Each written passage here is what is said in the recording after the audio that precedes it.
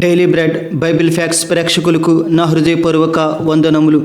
ఈరోజు మన టాపిక్ ఏమిటంటే తండ్రి స్వరము ఎవరు వినకపోతే యేసుక్రీస్తు బాప్తిస్మం తీసుకున్నప్పుడు ఆకాశం నుండి వినబడిన శబ్దం ఎవరిది, మరియు రూపాంతర కొండ దగ్గర శిష్యులు మేఘములో నుండి వినిన స్వరము ఎవరిది అనే విషయాలు ఇప్పుడు పూర్తిగా తెలుసుకుందాం.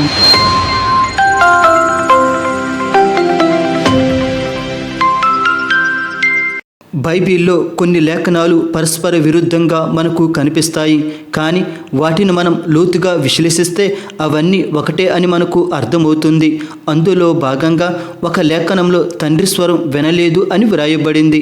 అలాగే మరికొన్ని లేఖనాలలో తండ్రి స్వరం విన్నట్టు వ్రాయబడింది. కావున ఈ రెండిటి మధ్య ఆంతర్యం ఏమిటో ఇప్పుడు పూర్తిగా పరిశీలిద్దాం. కావున ఈ వీడియోను చివరి వరకు వీక్షించి లైక్ చేసి సబ్స్క్రైబ్ చేసుకోగలరు. ముందుగా తండ్రి స్వరం వినలేదని బైబిల్లో ఎక్కడ వ్రాయబడిందో తెలుసుకుందాం. యోహాను సువార్త 5:37 మరియు నన్ను పంపిన తండ్రియే నన్ను గూర్చి సాక్ష్యమిచ్చుచున్నాడు. మీరు ఏ కాలమందైనను ఆయన స్వరము వినలేదు, ఆయన స్వరూపము చూడలేదు. ఈ లేఖనంలో స్వయంగా యేసుక్రీస్తు గారు మాట్లాడుతున్నారు. తండ్రి యొక్క స్వరం ఏ కాలమందైనను వినలేదని మరియు ఆయన స్వరూపము కూడా ఏ కాలమందైనను చూడలేదని అంటున్నారు. ఇప్పుడు కొన్ని లేఖనాల్లో తండ్రి స్వరం విన్నట్టుగా వ్రాయబడింది. ఆ లేఖనాలు ఏమిటో ఇప్పుడు పరిశీలిద్దాం.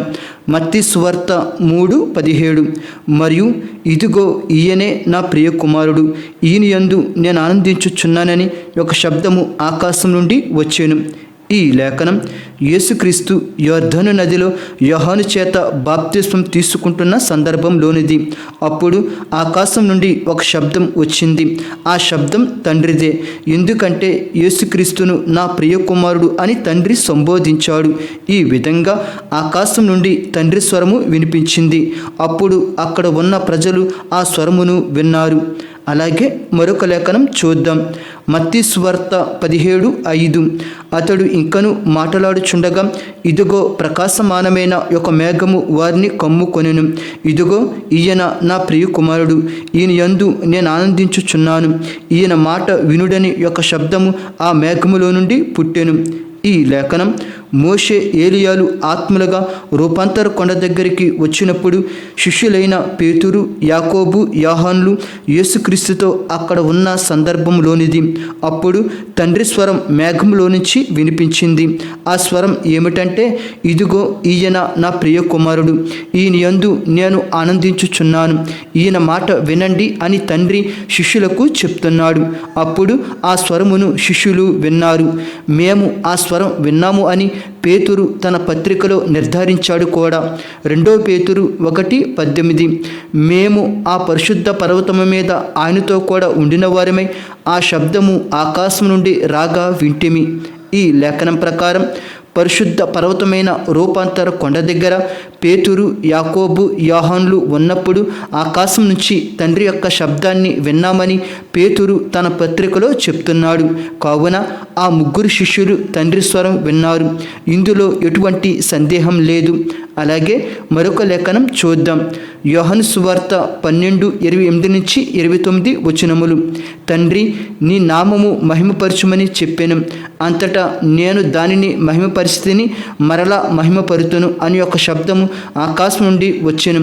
కాబట్టి అక్కడ నిలుచుండి వినిన జనసమూహము ఉరిమెను అనిరి, మరికొందరు దేవదూత ఒకడు ఆయనతో మాట్లాడననిరి.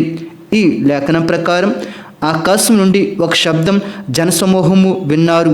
కుమారుడు తండ్రి సంభాషణను జనసమూహం విన్నారు, కానీ అది తండ్రి స్వరం అని తెలియక కొంతమంది ఉరుము శబ్దం అనుకున్నారు, మరికొంతమంది దేవదూత శబ్దం అని అనుకున్నారు. కానీ ఇక్కడ యేసుక్రీస్తుతో మాట్లాడింది మాత్రం తండ్రి. జనసమూహానికి ఎవరి స్వరమో తెలియదు, కానీ స్వరం అయితే విన్నారు అని లేఖనం స్పష్టం చేస్తుంది.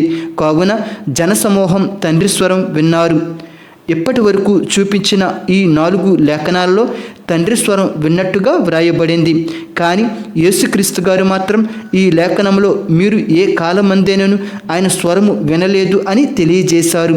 కావున తండ్రి స్వరం వినలేదు మరియు తండ్రి స్వరం విన్నారు అను లేఖనాలు పరస్పర విరుద్ధంగా ఉన్నట్టు మనకు కనిపిస్తాయి. కానీ ఇవన్నీ లేఖనాలు మనం పరిశీలిస్తే అన్ని లేఖనాలు కూడా సత్యమే పలుకుతున్నాయి అని మనకు అర్థమవుతుంది. ఇక్కడ యేసుక్రీస్తు మీరు తండ్రి స్వరం వినలేదని, ఆయన రూపం ఎన్నడూ చూడలేదని ఆయనను చంపాలనుకున్న యూదులతో అంటున్నాడు. ఎందుకంటే యూదులు ధర్మశాస్త్రాన్ని మహానిష్టగా పాటిస్తారు. మోషే ధర్మశాస్త్రంలో వ్రాయబడిన దేవుడు తండ్రి అనుకుంటున్నారు. కానీ మోషే ధర్మశాస్త్రాన్ని వ్రాయించింది కుమారుడైన యేసుక్రీస్తు అని వారు గ్రహించలేకపోతున్నారు. మరియు పాత నిబంధన దేవుడు యేసుక్రీస్తుని వారు నమ్మట్లేదు. ఎందుకంటే నిర్గమకాండం 20వ అధ్యాయము 18 నుంచి 19 వచనాల్లో సీనాయి పర్వతంపై దేవుని స్వరాన్ని ఇజ్రాయేలు విన్నారు. అలాగే ద్వితోపదేశ కాండము 4:12లో ఇజ్రాయేలు దేవుని స్వరాన్ని విన్నారు కానీ ఆయన రూపాన్ని చూడలేదు. అలాగే ఆది కాండం 3:8లో ఆదాము హవ్వలు యెహోవా స్వరాన్ని విన్నారు. కావున మాతో మాట్లాడింది మా పితరుల దేవుడైన తండ్రే అని యూదులు అనుకుంటున్నారు. కానీ మాట్లాడింది మాత్రం యేసుక్రీస్తే. ఎందుకంటే పాత నిబంధన దేవుడు కూడా యేసుక్రీస్తే. పాత నిబంధనలో యెహోవా అను నామం కూడా కుమారుడిదే. కీర్తనలు 89:6 మింటను యెహోవాకు సాటి అయిన వాడెవడు? దైవపుత్రులలో యెహోవా వంటి వాడెవడు? ఈ లేఖనంలో యెహోవా దైవపుత్రుడితో పోల్చబడ్డాడు. కావున పాత నిబంధనలో యెహోవాయే యేసుక్రీస్తు. ఈ విషయాన్ని యూదులు గ్రహించలేకపోతున్నారు. దీని పూర్తి సమాచారం ఈ వీడియోలో ఇవ్వడం జరిగింది. ఎవరైనా చూడకపోతే దయచేసి చూడగలరు. అందుకే యేసుక్రీస్తును వారి పితరుల దేవుడని తెలియక ఆయనను యూదులు చంపాలనుకుంటున్నారు. అప్పుడు ఆ సందర్భంలో యేసుక్రీస్తు గారు ఈ మాటలు పలికారు. తండ్రి స్వరం కానీ తండ్రి రూపం కానీ మీరు ఏ కాలమందేనను చూడలేదని అన్నారు.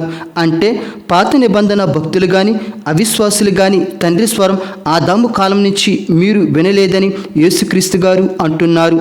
అంటే పాత నిబంధన భక్తులు విన్న స్వరం ఎవరిదంటే యేసుక్రీస్తుది.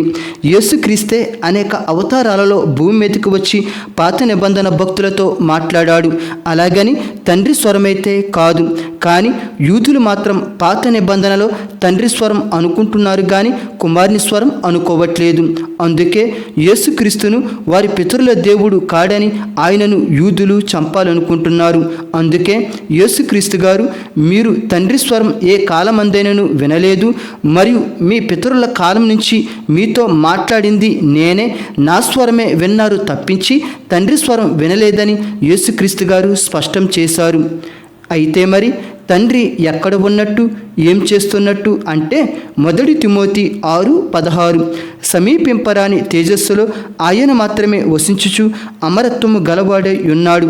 మనుషులలో ఎవడును ఆయనను చూడలేదు, ఎవడును చూడనేరడు. ఈ లేఖనం ప్రకారం త్రిత్వంలో తండ్రి దేవుడు మనుషులు ఎవరు సమీపించలేని దూరంలో మహా వెలుగుతో ఉన్నాడు. అమరత్వము గలవాడు అంటే తనకు తాను స్వతంత్రుడిగా మరియు ఆదియు అంతము లేనివాడై మరియు మరణం లేని మరియు ఎన్నటికీ నశించని వాడిగా ఉన్నాడని అర్థం. ఇటువంటి తండ్రిని ఇప్పటి వరకు ఏ మానవుడు చూడలేదు, చూస్తే బ్రతకడు కూడా. కానీ కొన్ని సందర్భాలలో యేసుక్రీస్తు బాప్తిసం తీసుకున్నప్పుడు మరియు రూపాంతర కొండ దగ్గర మరియు జనసమూహం తండ్రి స్వరాన్ని ప్రత్యేక సందర్భాల్లో విన్నారు. కానీ ఆయన రూపం మాత్రం ఎవరూ చూడలేదు. క్రొత్త నిబంధనలో కొన్ని ప్రత్యేక సందర్భాలలో తండ్రి స్వరము విన్నారు కానీ పాత నిబంధన భక్తులు మాత్రం తండ్రి స్వరము వినలేదు. ఆ విన్న స్వరము ఎవరిదంటే యేసుక్రీస్తుది. అందుకే యేసుక్రీస్తు గారు మీ పితరుల కాలంలో తండ్రి స్వరము వినలేదని తెలియజేశారు. దేవుడు మిమ్ములను మీ కుటుంబములను దీవించునుగాక. ఆమేన్.